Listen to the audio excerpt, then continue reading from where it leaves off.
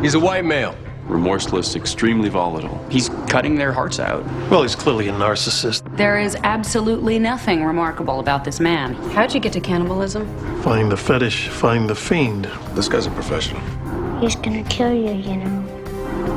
And the Creep of the Moment award goes to...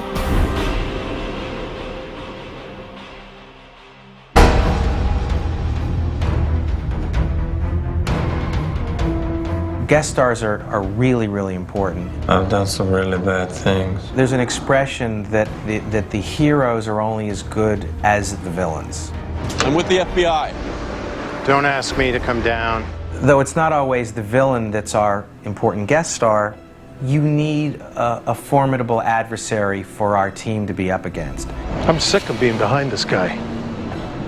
We gotta end this. We fill up our show with great actors, and the credibility and the believability is something that, in the end, is more important than anything.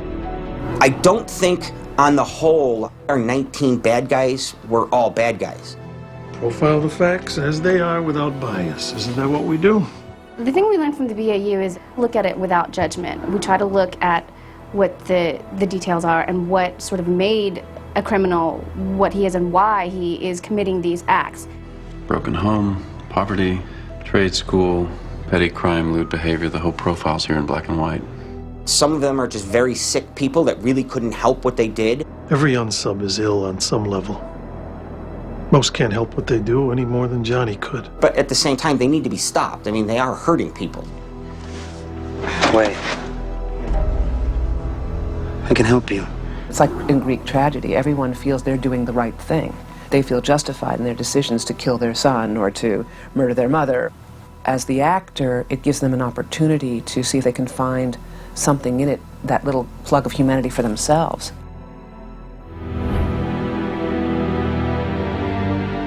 He's a rather angry guy. You are a liar! And a sick son of a bitch, just like your daddy was. He didn't ever know his father, but Charlie discovers at some point in his life that his father was actually a serial killer. What are you suggesting? There's a genetic predisposition to killing? This episode had so many different layers. We had the nature versus nurture. We had the lengths that a mother will go to protect her son. Why didn't you stop him? Why didn't you help? I killed him. And we had two mothers doing that same thing. And so now you have two sons, and so what son is it? These kinds of things are actually really fun to play. It's a place where you can kind of get out your darker side walking around set. Sometimes people look at you a little funny. That's sort of our challenge with a lot of our killer roles, is that they are really these heavy roles, and so you need actors who can handle it. For the most part, they don't show up until the last act, but they really completely embody it, and they come in ready to work and really blow it out of the water. If you're quiet, you won't get burned. We don't do it as much now as we did in the very beginning, where you might only see his hands or his feet. And that was an episode where we did that. But he was talked about so much. I remember reading about a case like this in Spotsylvania County, similar markings on the bone. The idea that these crimes that happened 25 years ago, he could be at it again. We feel like you already know so much about him because he was the spawn of this guy who did it 25 years ago. So in a lot of ways, you are looking at the killer we've been talking about. When his wife comes to confront him, the whole story sort of gets to that point where you see the son is the product of a killing father. Sally Pressman does it in the end, all over again, starting the cycle. Who knows? She becomes a killer to protect her child from his father. He came at me. I had to do it.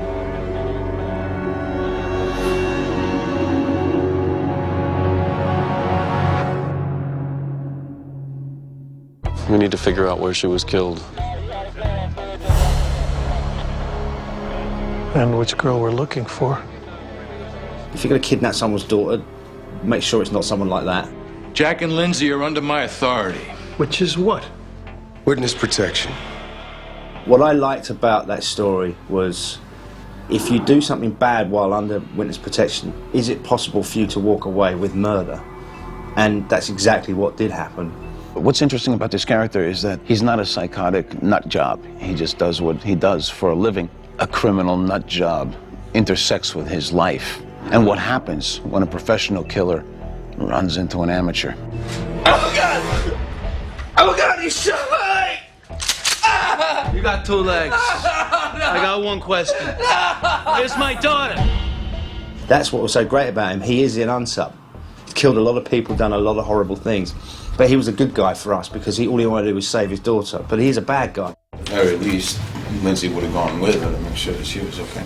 I thought it would be interesting because usually I go really big and I chew the scenery and I huff and I puff and I blow the house down, and they wanted the exact opposite of that. Keep it contained, pretend you have no history whatsoever. So it's been somewhat of a challenge, you know, for me to be subtle. In the read-through, he was just a guy. It was like he came in, it was one of those moments where he nailed it.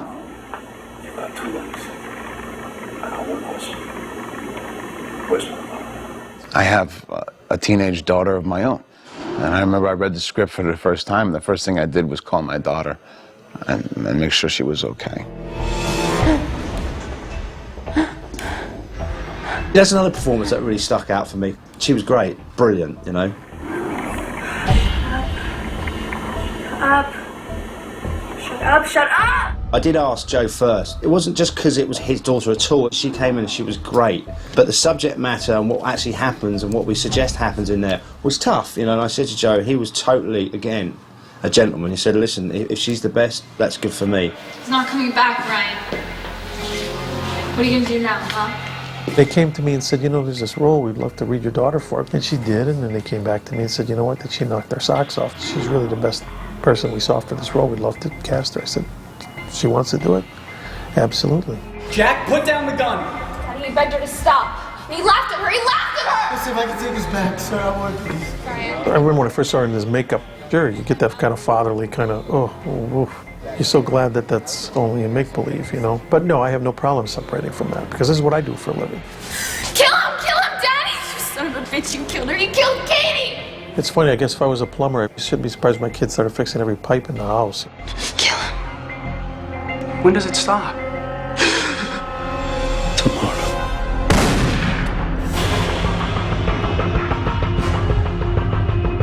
Whenever you hear in the news or people are talking about serial killers, people always say, he was so mild-mannered, he was such a good neighbor, I never thought that he was burying people in the backyard. You don't realize that they look like everybody. Look at her. She's relaxed enough to sit down. Maybe protecting what composure she has left? I'm Suzanne Cryer, and I play Susan Jacobs, and the episode's 7 seconds. It doesn't take long to do something really horrible. Oh, God. Suzanne's just a wonderful actress. What does that have to do with anything? She's so unassuming. The reason we went with her, beyond her look, is she walked in that room for her audition and nailed it. Did you really believe that getting rid of that little girl would take away his sickness? You're not making a bit of sense. There's a lot of things that are attractive about playing a difficult character like this. This was not supposed to happen to my family. It didn't just happen, Susan. You took her. You can't act a monster. Obviously, these characters are unbalanced, but you play what's balanced about them, and that's what makes it interesting. I think the thing that makes her really, truly crazy is that she's crying and sympathizing with her sister-in-law, all the while the little girl's taped up in a file cabinet upstairs, and I did it. I got her! And we wanted that just to keep building and building and building, and then people realize afterwards, like, oh my God, she was there giving comfort, and she knew exactly what she had done.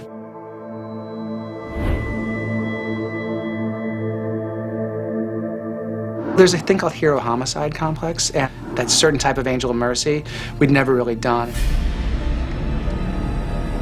Is that him? Yeah. Colby definitely thinks he's smarter than anybody else around him. He likes to go out and find victims and put them in compromising situations and either save them or not, which is how he becomes a serial killer. He's so likable. You're so like, there's something about him, but that he is. He's arrogant and slick and all of that too. It's a fine line between being a charming and likable guy that Garcia would fall for But yet, at the end of the day, he's a killer. I've been thinking about doing this all night. He's perfect. I mean, he's like a great-looking guy. He's really charming. He had that all-American shine to him. I think he pulled it off really well. It's a hard thing to be both that cocky and also driven by a certain insecurity. Those are hard lines to tread. You can buy both ways. I can totally buy that he's just this really good-looking guy who, you know, has a penchant for eccentric women, and I can totally buy that he's creepy. And it's a testament to what a good actor is, because he's so sweet and unassuming and charming in real life, but he can turn that on, you know, like nobody's business. We wanted someone who seemed guileless, but at the same time, someone who would be out of her league in a way. The fact that he was paying her attention would throw her off her guard. I think she's fantastic, both Kirsten, the person, and Garcia, the character, so I didn't want the complete unfairness of like, oh no great guy would ever like you. So the idea of the Kevin Lynch character is I wanted somebody who fell in love with her brain, and her computer was the extension of her brain. Well, this might be the coolest girl I've ever met. You've never laid eyes on her. Well, her GUI is mind-blowing. Kevin Lynch is a geeky, cool computer nerd who knows how to do things with computers that ought not be done. I thought you had skills.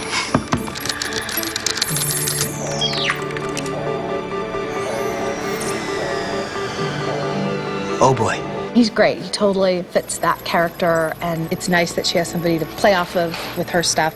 Beautiful. Oh my God! I'm sorry, I didn't mean to scare you. I just,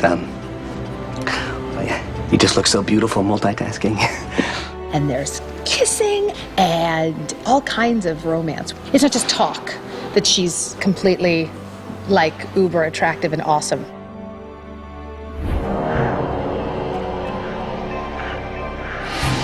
I'm in my underwear and I'm praying to Satan. I mean, it's like I didn't have to go to work today.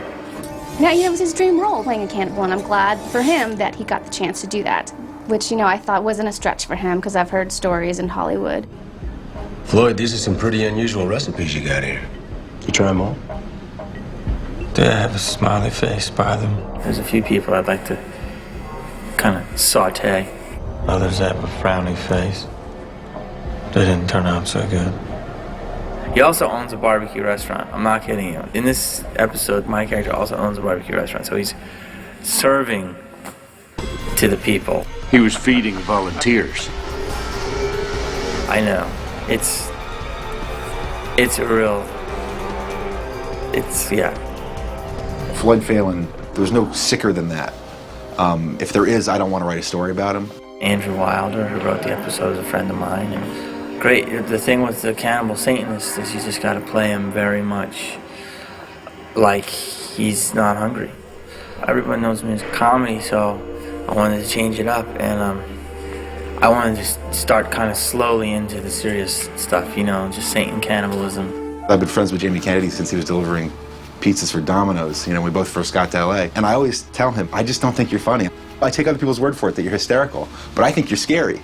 And I said, let me write something for you and see if I can prove it. And I think we both proved it. Son of a bitch! No! No! No! You son of a bitch! Every leading actor wants to play a bad guy because it's fun, it's character acting, and you get to do things that you wouldn't normally do. The guest stars are doing all the heavy lifting. We show up and do the guns and he's a 35-year-old white male, but they're crying and dying and being tortured and torturing, and they're twisted or paranoid or schizophrenic, and so they're great parts. Our cast complains sometimes that our unsubs get the best parts. Is it worse than you thought? Is it worse than you thought? I did used to joke about that all the time, that, you know, I wanted to be a guest star on our show. I wanted to be an unsub because they're such great characters. Sometimes I wish I was normal, that I'd had a regular life. But I didn't. Those roles are usually very interesting. But I've yet to read anything that I've thought to myself, oh, this is absurd. Unfortunately, there is no limit to the number of deviant personalities on which to base our stories. And the more you look, the more you find. So what, you don't like drug users? They taste funny. That's not something we worry about. At any given time, there are 30 actual serial killers working, so until they run out of ways to kill people, I don't think we'll run out of ideas.